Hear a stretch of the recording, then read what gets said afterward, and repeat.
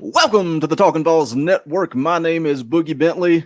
And, well, just when you think it's over, it may not be over. The songs how like me, poets at an arcade, soaking moonlit falls, unbroken passes in updated orb that we call home, and it's night and I'm alone and I'm alive.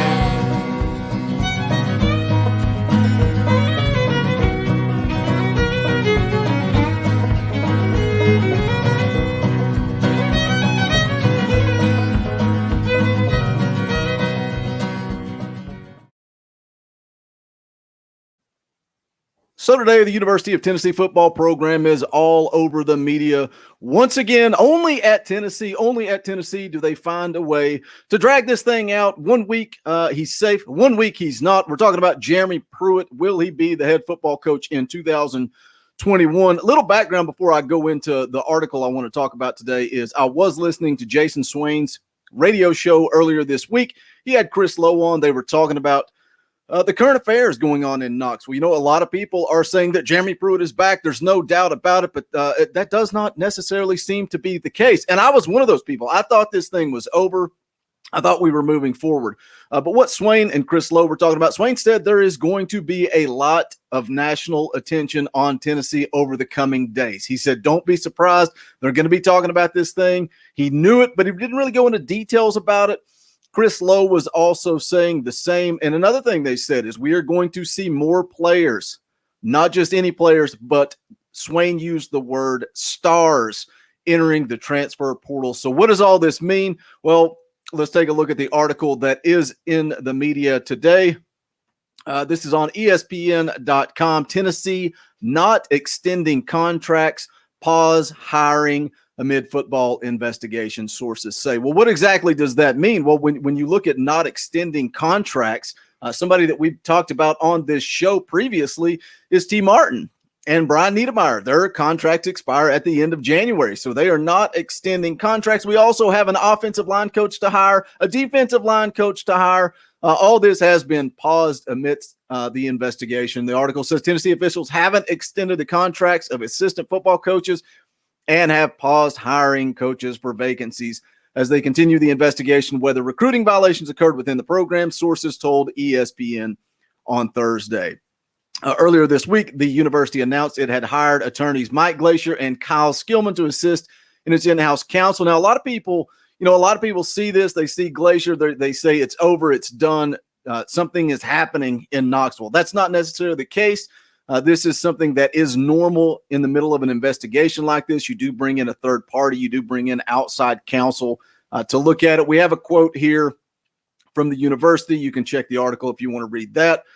But this says last month, the compliance department officials had interviewed current players, recruits, assistant coaches, student volunteers, and other athletic department officials involved in Tennessee recruiting. The sources said the interview started in November. Look at this. This is interesting to me. The sources told ESPN that Tennessee's recruitment of Amidst Mims, the number 3 offensive tackle, number 19 player overall in the 2021 ESPN 300, is part of the compliance department's inquiry. Here's where it gets fun. Mims signed with Georgia. If Tennessee is breaking rules and doing illegal activity in recruiting, why did Mims go to Georgia? If Tennessee offered him something, what did Georgia offer him? That's something that's curious to me. Also, we know this. Sophomore tailback Eric Gray is also involved in this investigation. So this says while Tennessee officials wait for the investigation to be completed, the athletic department hasn't renewed or extended contracts. That is very interesting to me. They are basically pausing all activity. So like I said, just when you think this thing is over, just when you think that Jeremy Pruitt is coming back, he's going to be the head football coach in 2021, here comes the news to the media. Swain said earlier this week, this is to be expected. And he says, we think this is going to be resolved one way or another within a few days. So it's going to be interesting to see how this plays out, because now I'm right back to thinking, is Jeremy Pruitt out the door? And if so, how much does this set back this program? The fact that this thing has played out so long, you need to get a coach in there. Signing day is over. Early signing day is over. You need to hire coaches. The timing of this could not be worse. It could not be worse. This program is burning to the ground. Jeremy Pruitt, 46, has a 16-19 record with the Volunteers through 3 seasons. The Volunteers went 3-7 this season, losing 7 of their last 8 games. They could have added in there by double digits. But anyway, again, this was to be expected. What do you guys think? A lot of people still on that bandwagon saying Jeremy Pruitt isn't going anywhere. But when I look at this and it continues to play out, are they going to negotiate some type of buyout? Is that where we're at in the process? I don't know.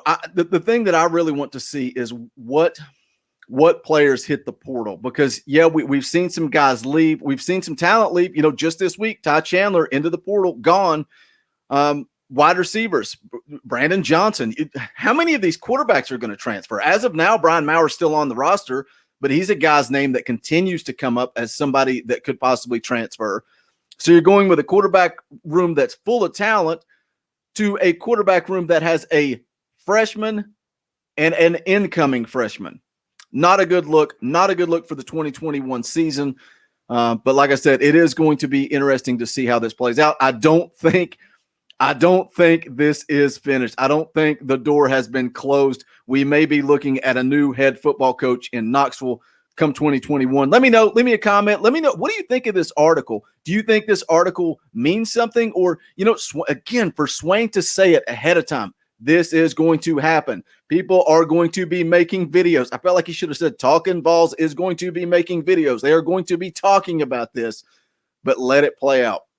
We'll see what happens. Like I said, guys, leave me a comment. If he is gone, who do you want to see replace him? I know a lot of you are going to be talking Hugh Freeze. I'm still on the Gus bus. I want to see Gus Malzahn. I think he would bring stability to this program. And also, guys, don't forget to hit that like button. Smash it, destroy it. I would greatly appreciate it. We are planning, as of now, to do a football live stream, myself, Dauber, and JP. It's going to be Monday before the national championship game, probably around 6:30, 7 p.m. Eastern time, somewhere around in there.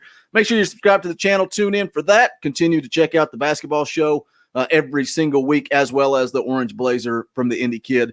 But my name is Boogie Bentley, and I will see you guys later. Go Big Orange.